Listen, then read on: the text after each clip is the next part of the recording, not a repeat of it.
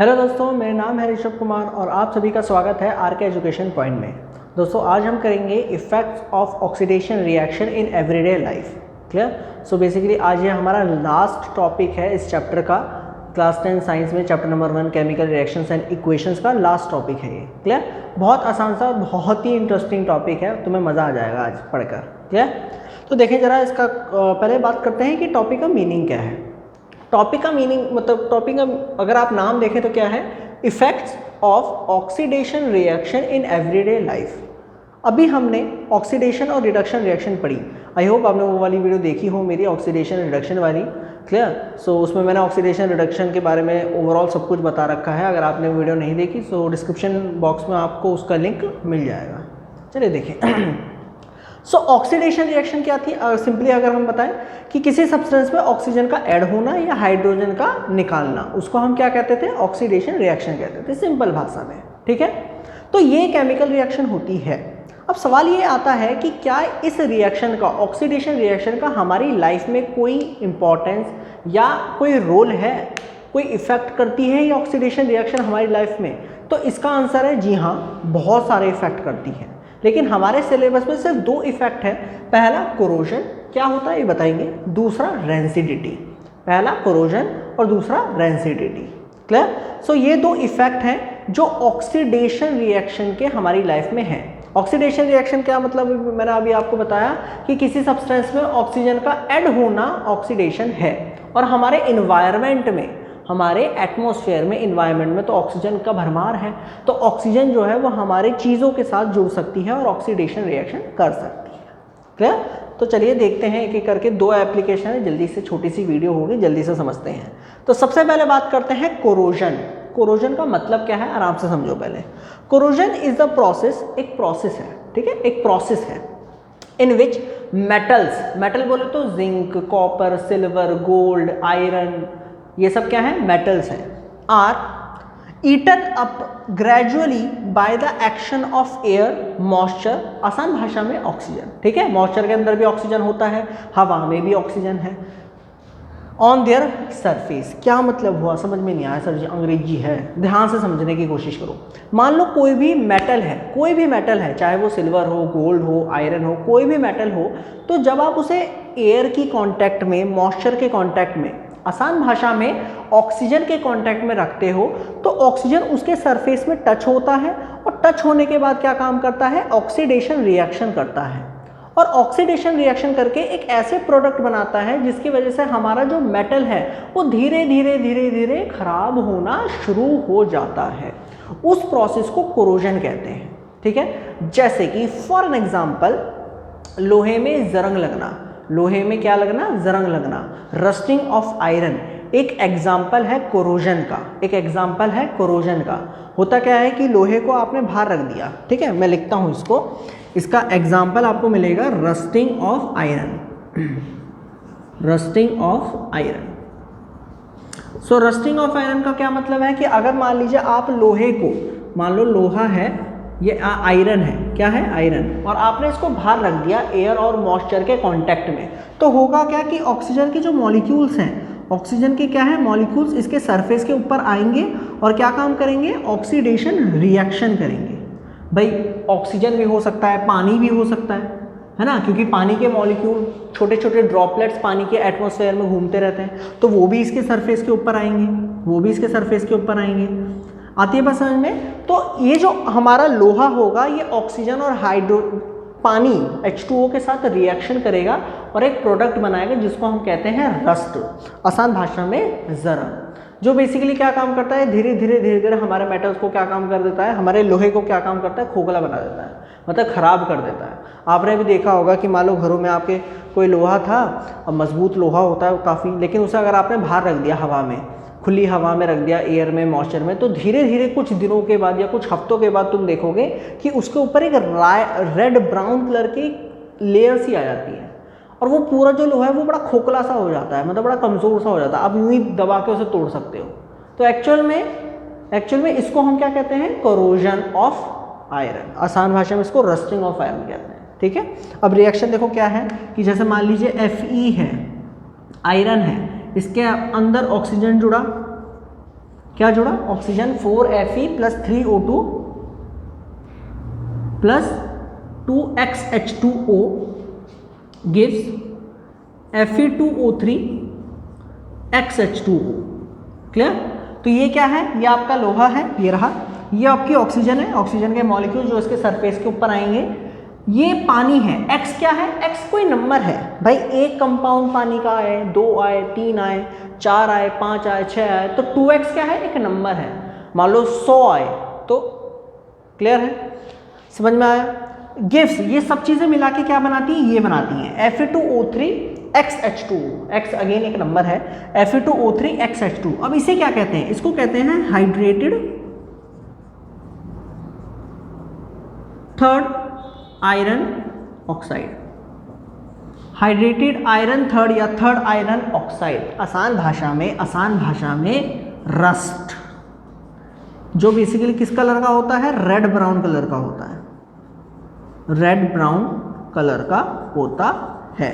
ठीक है, आसान भाषा में इसको क्या कहते हैं, रस्ट कहते हैं। अगर आप लोहे को बाहर रख दो तो बाहर ऑक्सीजन और पानी के साथ रिएक्शन करके वो ये बनाएगा, एक रेड ब्राउन कलर का चीज़ बनाएगा, जिसको आप क्या आसान भाषा में कहो रस्ट, और आसान भाषा में जरंग। कहते हैं ना लोहे में जरंग लग गया, तो जरंग बेसिकली ये लग गया। क्लियर, जो बेसिकली हमारे क्या काम करता है, लोहे को धीरे धीरे गलाना शुरू कर देता है, इसको हम कोरोजन कहते हैं। तो सबसे बड़ा इफेक्ट है ये ऑक्सीडेशन रिएक्शन का हमारी लाइफ में, कि मेटल्स को क्या काम करता है, ये गलाना शुरू कर देता है। अब याद रखना, रस्ट सिर्फ लोहे का होता है, रस्ट सिल्वर का, रस्ट कॉपर का, इनका नहीं होता, रस्ट सिर्फ लोहे का होता है, कोरोजन होता है बाकी सबका। जैसे फॉर एन एग्जांपल सिल्वर है, चांदी है, चांदी मान लो चांदी का कड़ा तुमने पहन रखा है, होता क्या है कि जब तुम नया लाते हो तो बड़ा चमकता है, लेकिन धीरे धीरे जैसे मान लीजिए आप इन्वायरमेंट के कांटेक्ट में धीरे धीरे रहते हो तो वो काला पड़ने लग जाता है। वो क्या पड़ने लग जाता है, काला पड़ने लग जाता है। तो अगेन ये भी कोरोजन है, इसको आप कोरोजन कहते हो। ये ऑक्सीजन की वजह से नहीं हो रहा, बट मैं आपको एग्जांपल दे रहा हूँ, समझ में आया, क्लियर हो। जैसे मान लीजिए आपका कॉपर का कोई बर्तन है, आप उसे पानी में धो रहे हो, ऑक्सीजन में बाहर रख रखा है, तो उसके ऊपर एक हरी सी लेयर आ जाती है, तो ये भी कोरोजन है, किसका, कॉपर का। तो ये भी ऑक्सीडेशन की वजह से हुआ है। क्लियर, जल्दी से नोट करें इसको। तो ये था हमारा कोरोजन। अब बात करते हैं सेकंड, रेंसिडिटी। रेंसिडिटी किसे कहते हैं, जल्दी से नोट करें इसे। चलें हटाएं,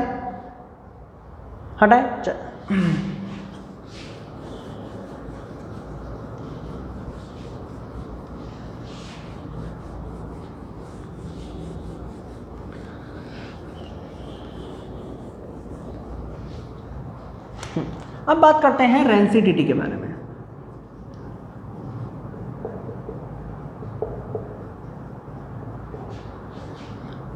देखो रेंसिडिटी क्या है, आराम से समझो। एक एग्जांपल से समझते हैं। जैसे फॉर एन एग्जांपल, आपकी मदर ने क्या काम करा कि सुबह के दौरान आटा गूंदा। आटा गूंदते हैं घर में, हर जगह आटा गूंदा जाता है। तो आटा मान लीजिए गूंदा, और गूंदने के बाद क्या काम हुआ कि आपको दे दिया गया कि जाओ जाके इसे फ्रिज में रख कर आओ। आपने मान लीजिए उसे फ्रिज में नहीं रखा और बाहर ही रख दिया। शाम तक वो बाहर रहा, रात तक, और रात को जब उसे देखा तो क्या होगा, एक अलग सी स्मेल आएगी उसके अंदर, एक अजीब सा टेस्ट हो जाएगा। कहते हैं ना कि आटा खमीर हो गया, आटा खराब हो गया, बुस गया। तो एक्चुअल में ये क्यों हुआ, एक्चुअल में क्यों हुआ, ये आती है समझ में, क्यों हुआ ऐसा, ऐसा क्या हो गया आटे के साथ कि वो खराब हो गया। और बहुत सारे एग्जांपल है। जैसे मान लीजिए आपने आलू की चिप्स हैं, और चिप्स मान लीजिए आप खा रहे हैं और आपने ऐसे खुली रख दी, तो हुआ क्या कि वो भी ख़राब हो जाती है, उसमें से अजीब सी बदबू आने शुरू हो जाती है और अजीब सा उनका टेस्ट हो जाता है। तो अगेन सवाल आता है कि ऐसा क्यों हो रहा है। अब इसको ध्यान से समझना। हमारे जितने भी फूड हैं या फिर वो फूड जिनके अंदर क्या होता है, fats and oil containing foods,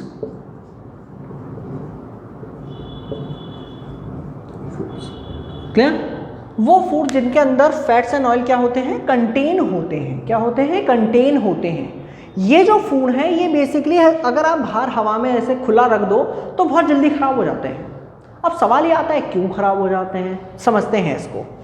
ये जो फैट्स एंड ऑयल्स होते हैं, ये जो हैं ये ऑक्सीजन के साथ क्या काम करते हैं, ऑक्सीजन के साथ क्या काम करते हैं, रिएक्शन करते हैं। अब ये ऑक्सीजन कहाँ से आई, फ्रॉम एयर, हवा से। और अगेन क्या बनाते हैं, कुछ प्रोडक्ट बनाते हैं। क्या बनाते हैं, कुछ प्रोडक्ट बनाते हैं। अब वो क्या है वो तो हम आपको नहीं बता सकते, लेकिन कुछ प्रोडक्ट होते हैं जो बेसिकली क्या होते हैं, जिनके अंदर एक अनप्लीजेंट स्मेल होती है एंड टेस्ट, एक अजीब सी स्मेल और एक अजीब सा टेस्ट होता है, जिसको हम क्या कहते हैं कि यार ये सड़ गया, पुस गया, जिसको हम क्या कहते हैं, रैंसिड हो गया। ये जो खाना है ये क्या हो गया, रैंसिड हो गया। और इस प्रोसेस को रैंसिडिटी कहते हैं। क्लियर, मतलब जो खाना है वो बुसने तक की जो प्रोसेस है, सड़ने तक की जो प्रोसेस है, जो धीरे धीरे हुई है, उसको हम रैंसिडिटी कहते हैं। क्लियर, और रैंसिडिटी का प्रोडक्ट हमेशा क्या होता है, बुसा हुआ खाना सड़ा हुआ खाना, रैंसिड फूड। फंडा समझ में आया, क्लियर हुआ। तो इसको हम रैंसिडिटी कहते हैं। क्लियर होता है। याद रखना, रैंसिडिटी ज़्यादातर किस फूड में देखने को मिलता है, वो फूड जिनके अंदर फैट्स एंड ऑयल कंटेन होते हैं, क्योंकि ये फैट्स एंड ऑयल ऑक्सीजन के साथ रिएक्शन करते हैं जो इन्हें बाहर से मिलती है, और एक प्रोडक्ट बनाते हैं जिसकी एक अनप्लीजेंट स्मेल, एक अनप्लीजेंट टेस्ट होता है, जिसको हम कहते हैं कि हमारा जो खाना है वो सड़ गया।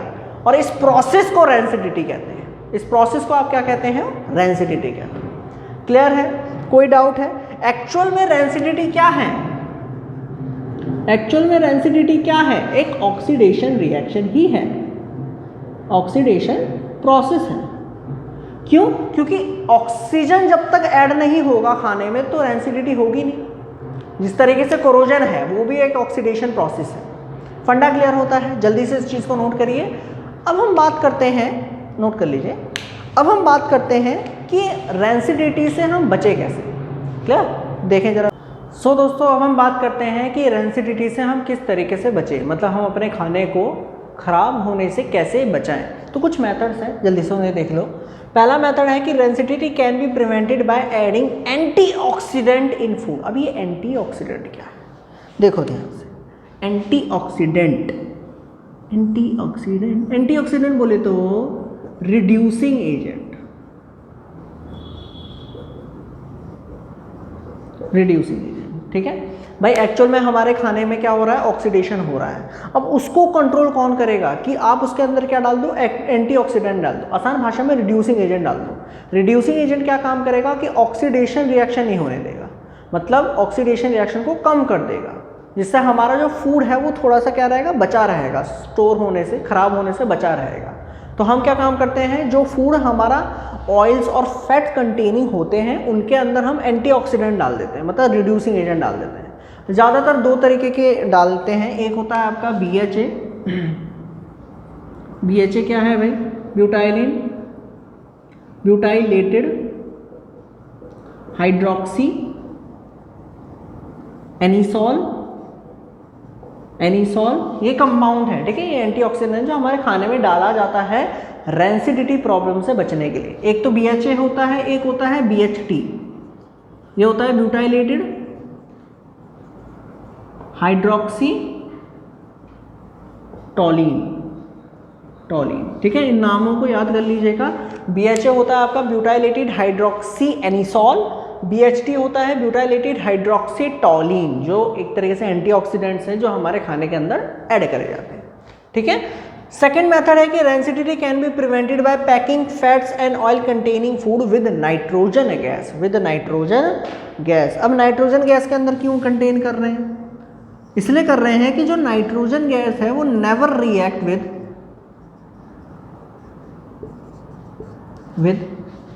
फैट्स एंड ऑयल्स, ये फैट्स एंड ऑयल के साथ रिएक्शन नहीं करती। मतलब ये जो गैस है ये हमारे फैट्स एंड ऑयल्स के लिए अनरिएक्टिव गैस है। तो जितने भी आप वो चिप्स खाते हो ना, जितने भी आप चिप्स खाते हो, आलू की चिप्स, ये चिप्स, वो चिप्स, उनके अंदर एक गैस भरी होती है ना। मतलब 10 रुपये का पैकेट है तो 3 रुपये की चिप्स होती है, 7 रुपये की हवा होती है, वो गैस होती है।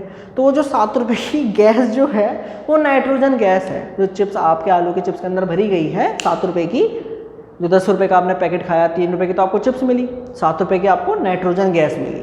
ठीक है, जो अनरिएक्टिव गैस होती है, जो आपको चिप्स को बचा के रखती है कि रैंसिडिटी प्रोसेस ना हो, ऑक्सीडेशन ना हो। ठीक है। तीसरा है कि rancidity can be prevented by keeping food in refrigerator. भाई खाने को रेफ्रिजरेटर में रखो। जैसे फॉर एग्जाम्पल आपने घरों में देखा होगा कि जो आपकी मदर होती हैं, जो हमारी मम्मियाँ होती हैं, वो आटे को फ्रिज के अंदर रखती हैं, है ना। तो फ्रिज के अंदर रखती हैं, होता क्या है कि वो उसमें ऑक्सीडेशन होती तो वहाँ पर भी है लेकिन कम हो जाती है। क्यों कम हो जाती है? कि रेफ्रिजरेटर में टेम्परेचर लो है, मतलब ऑक्सीजन के मॉलिक्यूल्स बाहर तो ऐसे ऐसे मूव कर रहे थे यूं करके, रेफ्रिजरेटर में हम तो धीरे धीरे धीरे धीरे मूव कर रहे होंगे क्योंकि टेम्परेचर लो हो गया ना।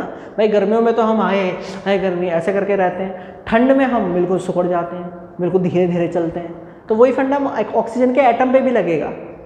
बाहर तो ऐसा ऐसा घूम रहा है लेकिन रेफ्रिजरेटर के अंदर ऐसे ऐसे ऐसे ऐसे घूम रहा है, तो धीरे धीरे आटे के सरफेस पर आएगा, ऑक्सीडेशन रिएक्शन धीरे धीरे करेगा।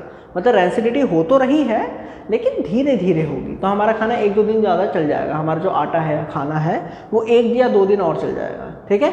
एक और मेथड है कि अपने खाने को एयर टाइट कंटेनर्स में रखो। ठीक है भाई, एक ऐसा बर्तन है जिसको बिल्कुल कस दो, जिसके अंदर हवा ना जाए। अगर हवा चली गई तो रेंसिडिटी प्रोसेस हो जाएगी। क्लियर। सो ये एक छोटी सी वीडियो थी रेंसिडिटी और कोरोजन की। आई होप आपको ये वीडियो पसंद आए, और हमारा ये जो चैप्टर है इसके सारे टॉपिक्स में वीडियोस में डाल चुका हूँ। सो उन सारी वीडियोस को देखिए, लाइक कीजिए, शेयर कीजिए, और अगर आपको ये वीडियो पसंद आए और वो बाकी सारी वीडियो पसंद आए तो इस चैनल को सब्सक्राइब कीजिए। फिर मिलेंगे एक और वीडियो के साथ, जब तक के लिए गुड बाय।